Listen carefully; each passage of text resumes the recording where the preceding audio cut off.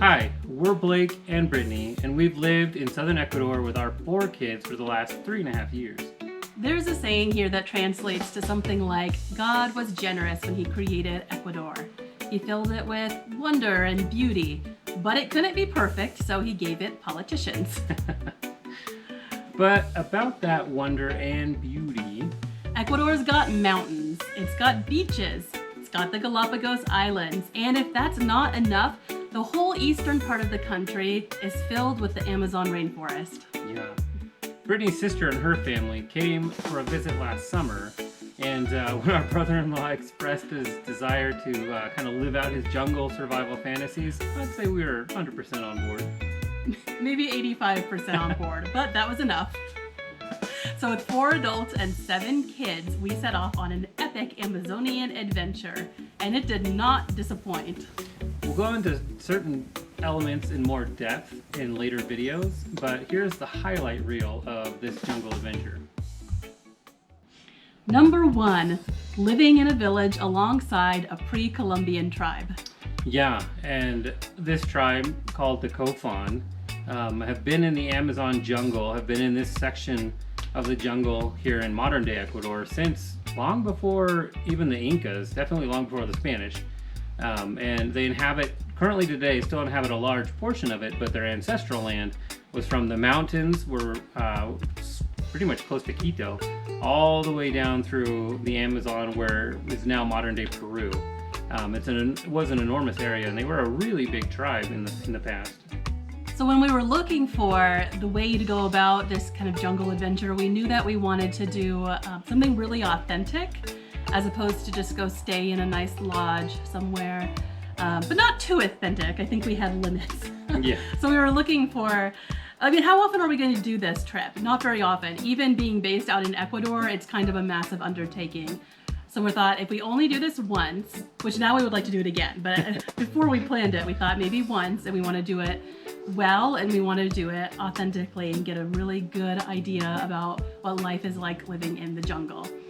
And that's what was so great about the Kofan was they gave us an experience where we had huts we slept in, right? And they were actually nice. They weren't air conditioned. There wasn't, any niceties, any luxuries, but they were nice and had bug netting, so we were protected. But we lived right alongside one of their villages, and so got the real life Kofan experience. And so not some fancy jungle experience where it's kind of like, hey, let's take you out and live in the mud, but like how they live every single day normally, so which is really perfect for us and for the kids. Number 2, hours and hours away from civilization and cell service. About as far away as we could get from where we currently live. Yeah. Almost Colombia, almost Peru. Almost Peru, in the far northeastern corner of Ecuador, deep into the Ecuadorian Amazon. And the Amazon itself. The Agua Rico River and the Napo rivers kind of parallel each other, and they both end up in the Amazon. They're rivers that end up in the Amazon River, and so, oh my goodness. It was, let's say you fly into Quito, the capital city Quito. It's a good 8-hour car ride from there to more or less where you go down to catch the boat. And then from there you get on the canoe, motorized canoe, and you're going with the current, so it's only 3.5 hours with the current, down to the village. And so, it feels like you're really at the last frontier. Yeah, it is a wild frontier. It is the Amazon. There's nothing else out there. And so without modern convenience of radio tower and stuff like that, they'd be completely cut off from the world. Not necessarily a bad thing. No, it was amazing. Not having cell service was one of the best experiences, I think, of the whole trip. So. Number 3, tiny toucans and tubing down a jungle river. Yeah, so we decided to do jungle light the first couple days. And so we made it to a town called Tana. And Tana is right there, right where the jungle really begins. It feels like a frontier town. It had a great energy to it. It did. It Yeah. was kind of like a Wild West frontier town. We really want to go back and spend more time there. We didn't get to do too much. Just really one full day. One full day in Tana before we went to our many hours deep into the jungle. But No, Tana was fantastic, and even if that's all you get to do for jungle experience, I mean, it's authentic. Most of the group went tubing down the Napo River, down a jungle river. We went to a wildlife rehabilitation center, which was really neat. And we saw some native wildlife and also wild wildlife that had sort of made a home at the zoo as well. You could see monkeys that were coming in from the nearby areas, just hanging out. But the highlight was definitely Kevin. Kevin is the teeny tiniest little toucan you can imagine. He was very cute. Adorable Kevin. Number 4, homemade chocolate and blowguns. So one of the stops along the Napo River out of Tana, and this is designed for tourists. So again, it was a perfect way to kind of get our feet wet in the jungle. But we went to a homestead and we toasted our own cacao. And turned that into sort of a chocolate fondue. Went through the different the steps in the process, and then we're served that cacao with fresh fruit, and it was so good. It was so good. Cinnamon leaves. Yeah, that's what they did. They took cinnamon leaves from a cinnamon tree, because of course cinnamon is from the Amazon as well, and they infused the chocolate with the cinnamon leaves, and so it had that slight flavor. It was amazing. So that was really fun, and we got to shoot blowguns. Shooting blowguns. And you were a champion. I was the only one that hit the target. Yeah, good job. Yeah. Not really a useful skill. What are you talking about? It's a very useful skill.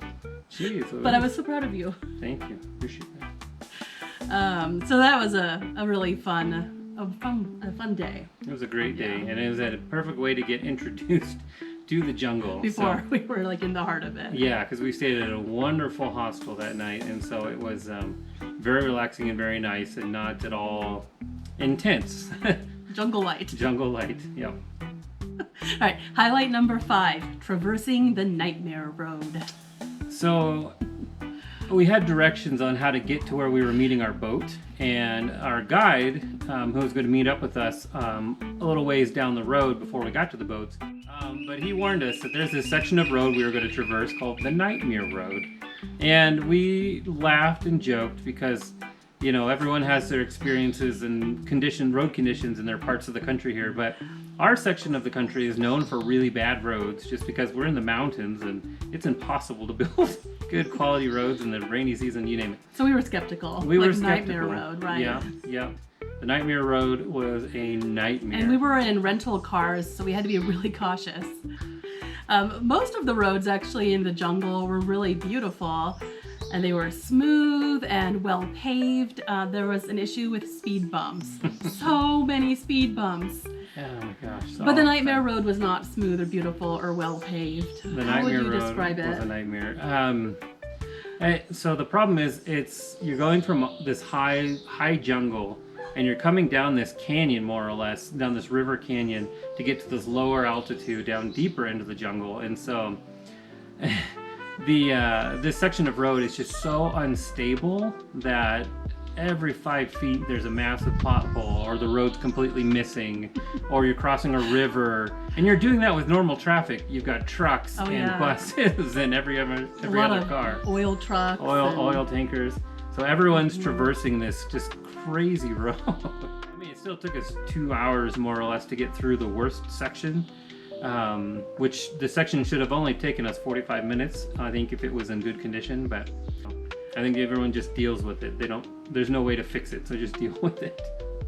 All right, number 6, pink dolphins, red deer, woolly monkeys, and quite a bit more. We saw so much wildlife in the Amazon, which is of course what you hope to do. Yeah. We were terrible about taking pictures. Animals are really hard to photograph in the Amazon. That's why there's professionals. Yes, and so we kind of gave up even trying and just appreciated it. But some of the animals that we saw included monkeys, quite a variety, woolly monkeys, squirrel monkeys, capuchin monkeys. We saw caiman, alligators, right? We had a cool experience when we were trekking in the jungle and we heard rustling, which is alarming. But what jumped out right in front of us was a small not Ecuadorian, well, it is Ecuadorian. But Amazonian red deer. Yeah, that a red brocket deer they're called. It just jumped out right in front of us. It was crazy. Yeah. And it even surprised our guide, who was like, I'd never expect that to happen. Yeah, we were like, what's it gonna be? And Yeah. it was so cool. What else? We saw pink river dolphins, Yeah. which was super exciting because that's so iconic. So iconic. Amazon. Piranhas Lots of piranhas, but we caught them actually mostly to use as bait. to use as bait for other fish. Yeah, Yeah. to go fishing with. We saw some, what are they, amphibians? Amphibians. Little frogs, like teeny tiny little sand frog things.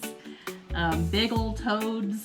Lots of Amazon river turtles. Lots of those. We'll get into those more. We saw lots of different kinds of bats. Yeah. What bats that stay up in the daytime? Hide Yeah. underneath logs on the river and come out. They're awake during the day. It's crazy. And we saw river otters. Not everyone in the group saw. Yeah. I didn't see the otters, but that's pretty cool because they're big and ottery. Catfish, which we caught one of, which was huge. One of our sons caught it. We'll talk about this in a second, but the guys went overnight camping out in the jungle itself, and part of that included nighttime machete fishing. Night fishing. Yeah, with machete. We whacked the fish.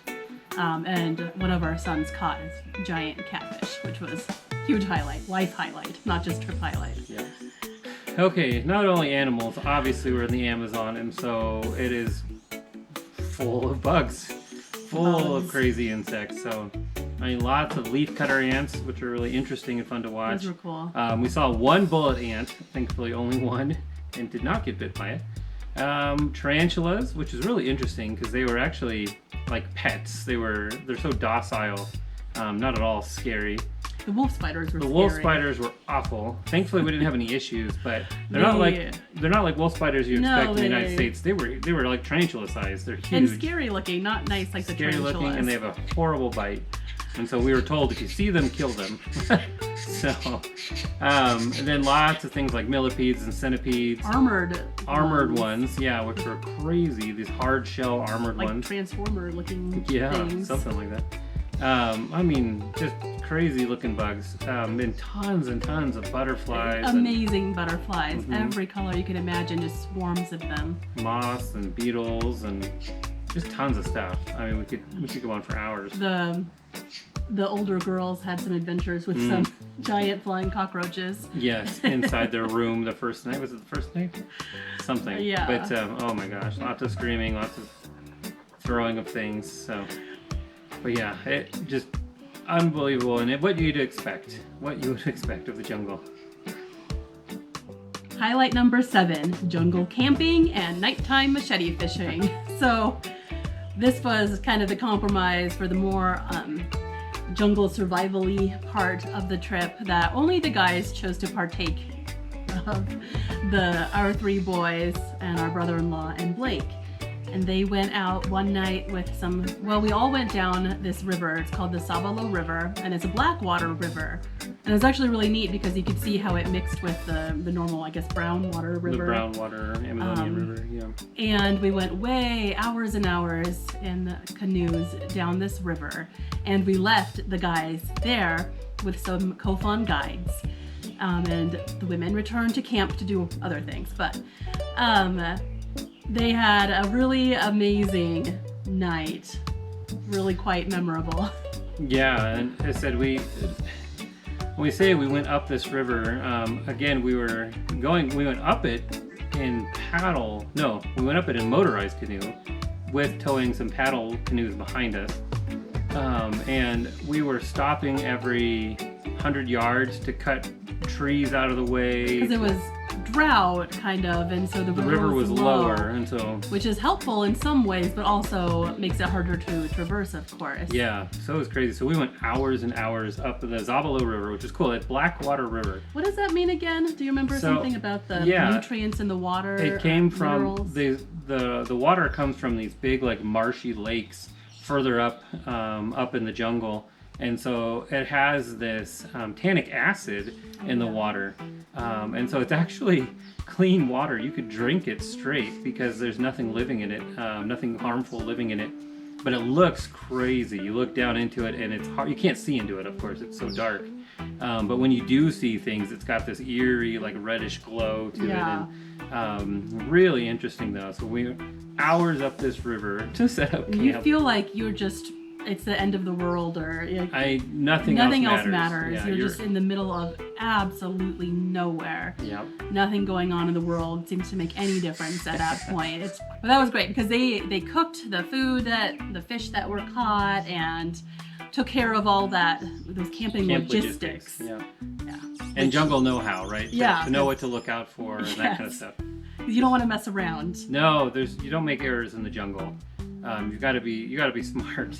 And so relying on those who know is definitely wise. And the Kofan know. They know. But it was what a crazy night, crazy. There's a thunderstorm. Yeah, so we ended up setting up camp late, and then they went straight out into the river to go fishing. And it, like, this crazy thunderstorm came over, and it started pouring rain, but no big deal. Everyday life in the jungle is just crazy. Even if you're camping, it's still just normal everyday life. But it was an incredible moment and something we'll obviously remember forever. So. All right, highlight number 8, fascinating Kofan history and their traditional practices. So when the guys were out playing jungle survival, my sister and I and the girls had a really neat experience of going with some of the Kofan young women and being shown their traditional garden where they have medicinal plants and also the plants they use for their artisan crafts and so on. And that was a really neat experience. Not all of the Kofan speak Spanish. Some do, but they have their own language, which is super distinct. There's no other language in the whole world like it. But enough of the women spoke some Spanish that we were able to communicate really well, and it was really neat hearing about their lives specifically as a Kofan woman and in the modern day. And so they make these really neat bags, these shoulder bags that are woven from palm fibers that are called shukras, and they make really lovely jewelry. So we saw the different seeds that they use, the dyes that they use, and they grow it all there, and it was really quite remarkable. No, it's an amazing thing. For one, they are so far out that, I mean, you need to take what's around you and use it for your everyday life, because getting stuff down there is such a chore. And it's expensive and too. expensive, yeah. And so it's I mean, they're truly utilizing the land still to this day, even as modern people. Okay, another interesting thing is talking about the Incan and Spanish conquests from the Kofan perspective, which is really interesting. So it's like a third perspective. We get it from, the Spanish perspective, the indigenous perspective, like the mountain indigenous here, but hearing it from the Amazonian indigenous was absolutely fascinating. That's very cool and interesting. We spent a lot of time just sitting in the evenings or during the hottest part of the day, which was like all day, and just listening to Ecuadorian history and the Kofan history, and those are really treasured memories and really opened our eyes to the history of where we live. We also had the neat experience of watching a Kofan woman make yucca bread because they grow yucca. Or cassava, you mean. They will have gardens of it, and her name was Gladys, and she made yucca bread from yucca itself, which is, I don't know, you probably... Big root vegetable. We'll show a picture. Yeah. Okay. Stop. Shh. Taking that and turning it into a flatbread, and that's literally the only ingredient is yucca, and I don't remember all the steps, but it took a really long time, and I was really glad that I don't have to do that every day. She did say that, it makes quite a few rounds cooked over the fire, and they save for quite a while, kind of like a cracker maybe. Yeah. But it was a lot of work, but it was really neat. Gladys speaks Spanish, so getting to sit and just talk with her while we were doing that was really awesome. The Kofan also shared the traditional dance with us and some of their music, and also their language. I don't remember too many words. We learned a few. Kasite? Kasite. Kasite. I think that means good morning. Kusi kusi. That's all I remember. No, yeah, language was tough. It's a unique language for sure. All right, and one of the other really, really amazing things about the Kofan is they have, I don't remember how many hundreds of thousands of acres that they manage. They maintain the boundaries, and they maintain the integrity of the forest that's given to them to protect. I think was it the first location that no Oh yeah, the first international quiet place. Quiet place, yeah. Where there's chickens, but there's no human noises like airplanes, motors, yeah, tools. I mean, you'll hear tool usage from people working, or like going down the river on a canoe with a motor, but I don't know. Maybe in the quiet place you don't, though, because that's only part of the reserve. Okay. But we joked about bringing our 7 children into the quiet place. Yeah. But highlight number 9: fun on the beach with the village children. During the dry season, the river is low enough to where there's a huge, really awesome beach just outside of the village. One of the benefits of staying in a village was getting to interact with the Kofan people so much, and the children were so much fun with our children. So the kids went down, our kids went down on the beach and they played lots of games of capture the flag with the Kofan children. They went swimming, and most of the Kofan kids didn't speak Spanish yet, and so there was quite a communication barrier. But you know, if you've traveled internationally with kids, especially I would say to the developing world, you realize that it doesn't matter. And kids can play and have fun even if they can't communicate. And those are really special memories for our kids, the time they spent playing alongside the Kofan kids. But also, playing in the river came with hazards. So it was, rule number 1 was don't swim at night, especially alone. If you can swim at night, but you have to have Kofan with you. And then when you enter the water for the first time, you have to splash and make a lot of noise and movement. And then if you ever start to feel tingling, get out of the water, because that would be an electric eel. So yeah, there's electric eels, which is I think the biggest concern, right? Biggest concern is the electric eels. Because it'll shock you. And then you pass out. You pass out and drown. Yeah. There's piranhas. There's piranhas aren't a big deal. Stingrays was another big problem. That's why you'd shuffle a bunch to get the stingrays to swim away from you. But the kids still swam. They still swam. I mean, but once you get all the kids out in the water and making all that noise and stuff, nothing sticks around. You're not going to have anaconda or caiman or nothing wants to be around that noise. But still, it's just that first entering the water is really the dangerous part. But what a life to have to be concerned about electric eels and stingrays and everything else. Crazy. And these are just kids who run down to play by themselves every day out in the water. So pretty amazing. Number 10 is turtles. So the Kofan have worked really hard at developing a turtle hatchery project to keep the number of river turtles up. So they're very focused on sustainability, which doesn't mean that they don't, eat and utilize certain wildlife. They want to keep the numbers consistent, the ecosystem. They believe in true conservation. Yeah. And so they utilize turtles as part of their normal life, right? Their diet. And so they recognize that in order to maintain balance, that they need to maintain the turtle population in a sustainable way. So that's a way that different members of the tribe actually go and hunt for turtle egg nests, and they keep records of how many eggs, and depending on numbers, you might gather eggs to feed your family, and we did actually go out turtle egg hunting, and found turtle eggs and ate an omelet made out of them, which tasted really good. Yeah. But they can do that. They know that there are plenty of turtles because of this really cool hatchery project that they do.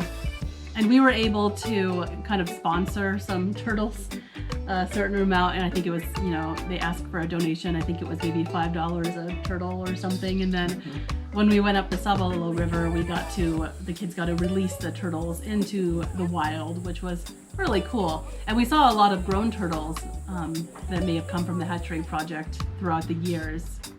All right, highlight number 11 was amazing food from Chef Ken. Chef Ken. We ate so well. We ate so many amazing traditional foods, as well as just kind of amazing, delicious meals based on traditional foods. It was amazing. So again, part of the not having to survive in the jungle aspect of the trip, we got to eat well, which was we weren't just eating, I don't know, yucca and Bugs. yeah, grubs. We didn't want to be that authentic. And I mean, frankly, we were so uncomfortable so much of the time just due to the weather. I mean, it was so hot and humid and contending with bugs. And we knew it would be that way. I mean, we weren't going for a comfortable experience. But just knowing that we had such awesome meals to look forward to was really like a propelling force that kept us on our feet throughout the day sometimes. Knowing that Chef Ken was preparing something for us was always the motivation to keep going. He made pie. Yeah, they don't make pie in Ecuador. They don't make pie in Ecuador, Yeah. and Chef Ken made pie in the Amazon. Pineapple pie. Pineapple pie. And ice cream. And ice cream. It was amazing. Everything so many he things. made. Yeah. Oh my gosh. Yeah, that was amazing. Love Chef Ken. They brought him in just to cook for us. He's a close friend of the Kofan, and yeah, we are his biggest cheerleaders now. Highlight number 12, hopping in the canoes to get around. It's a great way to travel, especially when it's hot and buggy. Yeah, so most of the time we took the motorized canoes. And so you get in the canoe, it'd be such an amazing time because the breeze, you wouldn't have bugs to deal with, it wouldn't be hot anymore, and just being out on the water just felt amazing, and being able to see, that's when we saw, I think, more of the birds, right? When we were out on the river, you'd see the birds flying around more, all the various birds that we saw. Us guys, when we went out to the Zabalo River to go camping, they left us with just a handful of paddle canoes to get back. And so paddling, I mean, it was amazing, but using wooden paddles and wooden canoe, most of our canoes were fiberglass, but with the wooden paddles, you hit an electric eel with a wet wooden paddle and you're gonna feel it.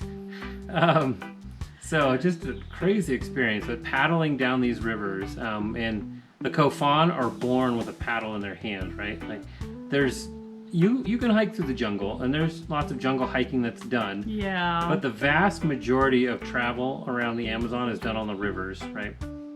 Highlight number 13, trekking through the rainforest, day and night. Oh man. I don't know if this is a highlight. Yeah, well, I mean, it was interesting walking through the tall grass and debris and the brush, and we had hilariously told the kids before we got out to the jungle, do not walk through tall grass. Do not walk through debris or brush. Do not step over logs without seeing what's on the other side. You know, safety precautions, because you never know. Snakes. And what do we do as soon as we get to the tribe? Hike through tall grass, hike through debris and brush, step over logs, and then what do we do also? We do it at night for a night walk, which I found amazing and interesting. I was kind of paralyzed by fear. Yeah, that was not as an enjoyable experience because of the fear that was palpable. Just not knowing what you were going to put your foot on, I did not like that. And as I said, these guys knew exactly what they were doing. Yes. They've lived their whole lives. And so they know what to, they know. And so it wasn't, I didn't ever feel like we were in danger. I just thought it was hilarious. I was kind of thought there would be like, I don't know, elevated boardwalks.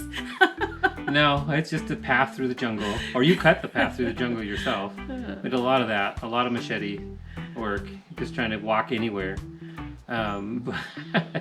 It was a highlight though, no question, hiking through the jungle, literally. We saw some really cool things, like giant sabo trees and... yeah, and the deer, I mean, we wouldn't have seen that deer. No, stereotypical vines. And oh yeah. all the fun things. All the fun things. No, but it was just too funny. The kids, don't do this, don't do that. And oh wait, immediately, we're all doing that's that. what we do. Yep. All right, number 14, birds. So we're not bird people. Bird people. Birders. Bird watchers. Yeah. But we appreciate a good bird when we see one. Sure. And the Amazon, the region we were in, which is called Cuyabeno, which is kind of a marshy region of the Amazon, and it is known for its bird life. I think there are more species there than maybe anywhere, like in one concentrated area on the whole planet. Yeah. It was amazing. And I mean, the highlight bird-wise was definitely the macaws flying overhead. It's just quintessential Amazon. They fly over the rivers and they fly in pairs. We saw scarlet macaws and the blue and gold macaws, and they would just kind of soar across the glide, I think is a better verb. They're huge birds, if you know, and so you could always spot them. It was gorgeous. It was so cool. It was exactly what you would want to see. And we saw toucans, you know, in the trees, in the wild, parrots, all sorts of different kinds of parrots. A bird called oropendula that make these neat hanging nesty things. Oh yeah, the hanging nests are amazing. Those were cool. Swallowtail kites, green kingfishers that were this gorgeous turquoise color, and we just follow them up the rivers. They would stay just ahead of us. That was really neat. We'd push the fish up the river, right? And they'd be waiting. That was cool. Yeah. Heron, a bird called a Watson. Watsons. I don't remember all the bird. details, but Yeah. Randy and our other Kofan guides knew everything about everything, and they're known as the drunk birds because they produce an alcohol. Yeah, when they don't get drunk, digest of course, but the food. alcohol helps them digest. They're crazy bird. You have to look them up. It's crazy. It is so neat. We saw ducks, which somehow seeing a very like normal animal in the Amazon, kind of like a deer Weird. and the duck, it was cool though. I really liked those. Just found out a place. Yeah, like, oh, look, a duck. Yellow-headed vultures, black vultures, and more. Those were just the ones we noted down. It was amazing. For our final Kofan trip highlight, we had moonrise on the beach. Yeah, first night there, we get there after a long travel, after the Nightmare Road, after hours and hours and hours in a canoe. We get there and we have the most amazing view of this full, beautiful moon come up as we're standing on the beach. We had one of Chef Ken's amazing meals. It's like chicken parmesan or something. Yeah. You never expect to eat in the middle of the Amazon middle of the rainforest. Amazon, yeah. So the kids are really hyped up after the chicken farm. And so no one wanted to go to bed. So we walked down to the beach and we watched this incredible moonrise over the Amazonian river. Yeah. That we were on the Agua Rico with our new Kofan friends and just enjoyed that as a family, as friends, and it's definitely seared into our memory. It was a really beautiful evening. Yeah, it made it just magical, you know, that cliche. Yeah, absolutely. Yeah, it really cemented that location as just like otherworldly, so surreal, and we want to go back. So it's been more than 6 months now since our trip to the Kofan, and we talk about it every single day. It made such a huge impact on the kids, and they're begging to go back. Yeah. And that's definitely something we weren't anticipating. We thought it was a one-time deal. Yeah, we planned this trip thinking we wouldn't probably ever do something this crazy or extreme ever again. But it got under our skin. I mean, we were eager to stay with the Kofan again and go see more, spend more time with them, and just enjoy their incredible corner of the world. So this trip was really impactful for our whole family, and again, especially for the kids. It's a kind of experience that can really shape you. And we have one kid who really loves animals, and now I've got to wonder, maybe he'll be a biologist, maybe he'll be a zoologist. I mean, he wants to be Kofan. Yeah, this is the child that just he told fell us in love with that flat life. out, I want to Yeah. be a Kofan, and our Kofan friends were joking, well, you'll have to come and marry a Kofan girl then one day. And so, but it made a really big difference for him, and our other kids, one was really interested in the cultural side, and you've got to wonder, maybe we've got a cultural anthropologist in the bunch, or just being exposed to something like that will have lasting impact on them. It's interesting. I feel like it opened up their eyes more than just moving to Ecuador Yeah, did. it's true. Right? And we never would have taken a trip like this to the Amazon rainforest if we hadn't moved to Ecuador. Very true. Why? I mean, I can't even imagine. It wouldn't have been possible. No, most likely. But we're just so grateful that we were able to do this, and we are excited for more time in the jungle. Crazy. Crazy thing to say. And many other South American adventures, like just living day to day here. Would you take a trip like this one? Let us know in the comments. Don't forget to subscribe to Average Family Abroad and share this video with the person whom you would most like to visit the Amazon with. Yeah, make sure they don't care about bugs. But thanks for watching. We'll see you guys on the next one.